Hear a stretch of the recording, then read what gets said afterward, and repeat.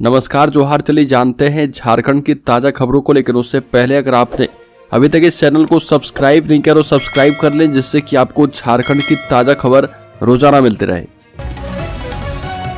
सबसे पहले खबर, रांची से कुंभ मेला के लिए 10 स्पेशल ट्रेन रांची होकर गुजरेगी। सभी ट्रेनें 13 जिला के श्रद्धालुओं को मिलेगा सीधा लाभ। बता दें कि झारखंड के श्रद्धालुओं को प्रयागराज में लगे कुंभ मेला में जाने के लिए बहुत परेशान होने की अब आवश्यकता नहीं है। झारखंड में रांची रेलवे स्टेशन से होकर 10 कुंभ स्पेशल ट्रेनें चलेगी। इसकी मदद से रांची से सीधा कुंभ पहुंचा जा सकता है। इन 10 स्पेशल ट्रेनों में से पहली ट्रेन 19 जनवरी को मिलेगी। रेलवे की ओर से ट्रेनों के परिचालन को लेकर तारीखें तय कर दी गई है। रेलवे से मिली जानकारी के मुताबिक सभी कुंभ मेला स्पेशल ट्रेनों का कुल परिचालन 38 बार होगा और ये सभी ट्रेन जो है रांची होकर गुजरेगी, जिससे रांची सहित आसपास के लोग कुंभ के लिए यात्रा कर पाएंगे। वैसे इन ट्रेनों के परिचालन ने लगभग पूरा राज्य कवर कर लिया है। अगली खबर, पूर्वी सिंहभूम में शक्तिपीठ मां द्वारसिनी की पूजा में जुटे 3 राज्य के श्रद्धालु। बता दें कि झारखंड बंगाल सीमा स्थित शक्तिपीठ मां द्वारसिनी मंदिर में मकर संक्रांति के दिन सुबह से ही झारखंड, बंगाल और उड़ीसा से जन सैलाब उमड़ पड़ा। यहाँ पर लोगों ने सबसे पहले पहाड़ी नदी 7 गुडुम में आस्था की डुबकी लगाई और फिर कतार में खड़े होकर घंटों इंतजार करके मां द्वारसिनी, मां रंकनी का एक ही रूप की विधि विधान से पूजा की।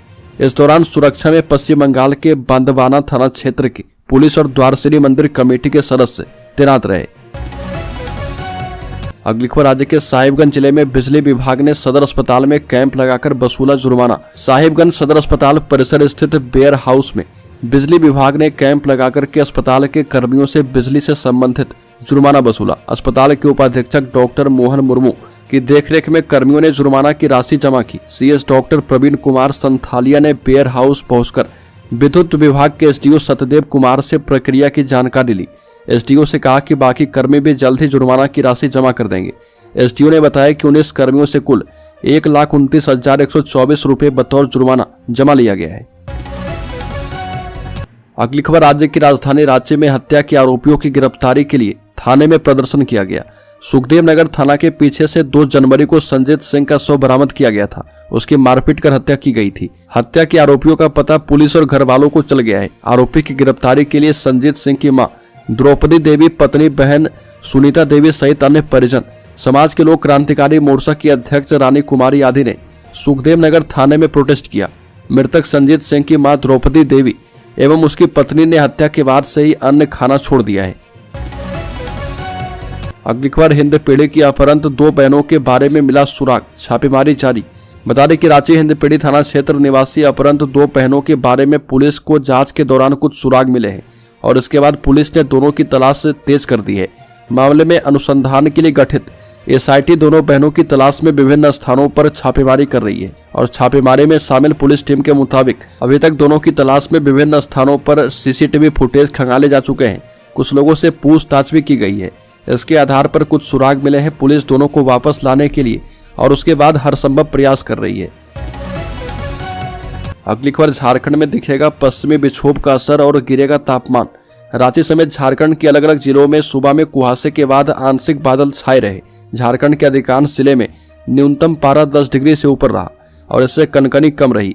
रांची का अधिकतम तापमान 12 डिग्री सेल्सियस दर्ज किया गया है। लातेहार का तापमान सबसे कम 8.5 डिग्री सेल्सियस दर्ज किया जा रहा। मौसम विभाग के मुताबिक राज्य में अगले 4 दिनों के दौरान बादल छाए रहेंगे। अगले 24 घंटे के दौरान न्यूनतम तापमान में 2 से 3 डिग्री की कमी आ सकती है। अगली खबर, लोहरदगा जिले के पहाड़ी इलाकों के गांव में बकरी और गाय पालन ग्रामीणों के लिए आर्थिक समृद्धि का एक अहम जरिया बन चुका है। कृषि आधारित नगद व्यवहार और जीरो मार्केटिंग मॉडल के तहत यहाँ के लोग खेती के साथ साथ पशुपालन से भी अच्छा मुनाफा कमा रहे। विशेष रूप से बकरी पालन इन इलाकों में प्रचलित हो चुका है, जो न केवल परिवारों की आमदनी का मुख्य स्रोत बन चुका है बल्कि रोजगार के अवसर भी उत्पन्न कर रहा। पारंपरिक तौर पर लोहरदगा जिले के बंजर और दुर्गम पहाड़ी क्षेत्र में भेड़ और बकरियों का पालन किया जाता है। हालांकि सरकारी योजनाओं और अनुदान की कमी के कारण इन क्षेत्रों में बकरी या मवेशी पालन के लिए कोई विशेष सहायता नहीं पहुंच पाई है।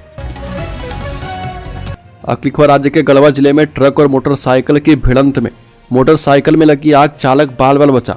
बता दें कि गढ़वा जिले के डंडई थाना क्षेत्र स्थित तसरार पंचायत के औरैया घाटी पर एक बड़ी दुर्घटना घटित हुई और यहाँ पर एक ट्रक और मोटरसाइकिल के बीच जोरदार टक्कर के कारण मोटरसाइकिल की टंकी ब्लास्ट हो गई, जिससे उसमें भीषण आग लग गई। आग की लपटों ने देखते ही देखते मोटरसाइकिल को पूरी तरह से जलाकर खाक कर दिया। घटना के समय मोटरसाइकिल चालक बाल बाल बच गया। जानकारी के मुताबिक मेराल थाना क्षेत्र के पेस्का गांव का एक युवक अपनी hero Honda CD deluxe motorcycle से गढ़वा से छत्तीसगढ़ अपने रिश्तेदार के घर जा रहा था।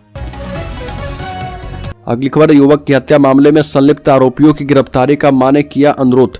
बता दें कि देवघर में नगर थाना क्षेत्र के नंदन पहाड़ डिवाइन पब्लिक स्कूल के निकट की रहने वाली हेमलता टुडू ने एसपी देवघर को आवेदन देकर अपने पुत्र की हत्या में शामिल आरोपियों की पहचान करके गिरफ्तार करने का अनुरोध किया। कहा गया कि उनका इकलौता पुत्र आर्यन मरांडी था, जिसकी साजिश के तहत हत्या करके शव को नंदन पहाड़ लेक में डाल दिया गया था। पुलिस ने शव को 13 अप्रैल 2024 को बरामद किया था और इस संबंध में नगर थाने में एफआईआर भी दर्ज की गई है। आवेदन में ये उल्लेख है कि उनके मृत पुत्र के मोबाइल को पुलिस बरामद नहीं कर पाई, जिससे संलिप्त अन्य आरोपियों की पहचान नहीं हो पा रही है। अगली खबर की बात करें तो झारखंड में प्राइमरी से हाई स्कूल के बीच दोगुना हो जाता है बच्चों का ड्रॉप आउट रेट। राज्य में कक्षा बढ़ने के साथ बच्चों का ड्रॉप आउट रेट बढ़ जाता है। 5वीं कक्षा तक नामांकन लेने के बाद 4.5% बच्चे स्कूल को छोड़ देते हैं। वहीं 12वीं कक्षा तक पहुंचने पर यह संख्या 10% तक पहुंच जाती है। केंद्रीय मानव संसाधन मंत्रालय के द्वारा जारी यूडाइस की रिपोर्ट के मुताबिक 3री से 5वीं कक्षा तक के बच्चों का ओवरऑल ड्रॉप आउट रेट जो है 4.9% है। वहीं 5वीं कक्षा तक में छात्रों का ड्रॉप आउट रेट 5.3 और छात्राओं का 4.6% है। अगली खबर, स्कूली छात्राओं के अपमान के खिलाफ झारखंड अभिभावक संघ ने की सांकेतिक भूख हड़ताल। धनबाद के एक अभिभावकों के संगठन ने एक स्कूल की प्राचार्य के खिलाफ कार्रवाई की मांग को लेकर बीते मंगलवार को सांकेतिक भूख हड़ताल की, जिन्होंने पिछले सप्ताह कथित तौर पर 10वीं की 80 छात्राओं को संदेश लिखने के कारण अपनी शर्ट उतरवाने का आदेश दिया था। झारखंड अभिभावक महासंघ नामक इस संगठन ने दावा किया कि जिला प्रशासन ने 10 जनवरी को छात्राओं को बिना शर्ट के ब्लेजर पहनकर घर लौटने के लिए मजबूर करने वाली प्राचार्य को क्लीन चिट दे दी है। हालांकि जिला प्रशासन ने इस प्रकरण की जांच की और वह प्रतिष्ठित निजी स्कूल की प्राचार्य को दी गई कथित क्लीन चिट पर चुप्पी साधे हुए है।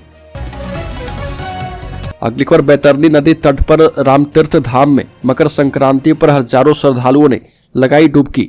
बता दें कि चाईबासा के जगन्नाथपुर स्थित देवगांव के मोक्षदायिनी बैतरनी नदी तट पर रामतीर्थ धाम में मकर संक्रांति के अवसर पर आयोजित भव्य मेले में हजारों श्रद्धालुओं ने स्नान और ध्यान करके पुण्य अर्जित किया।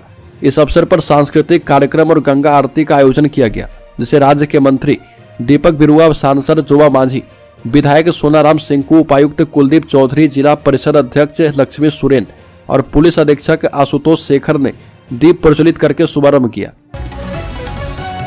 अगली खबर, 10 साल पहले किया था धर्म परिवर्तन। झारखंड में मौत के बाद गांव वालों ने नहीं दफनाने दिया शव। झारखंड के लोहरदगा में कैरो प्रखंड के महुबरी गांव निवासी 55 वर्षीय दुखा उराव को धर्म परिवर्तन करना मौत के बाद भी भारी पड़ गया।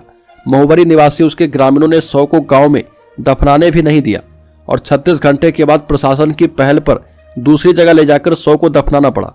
जानकारी के मुताबिक दुखा करीब 10 वर्ष पहले सरना धर्म छोड़कर ईसाई धर्म अपनाते हुए पेंटिकोस्टल चर्च से जुड़ गया था और वर्ष 2007 में पैतृक गांव छोड़कर रांची में जाकर बस गया था। हालांकि उसकी मौत के बाद गांव वालों ने उसके शव को अपने गांव में दफनाने भी नहीं दिया।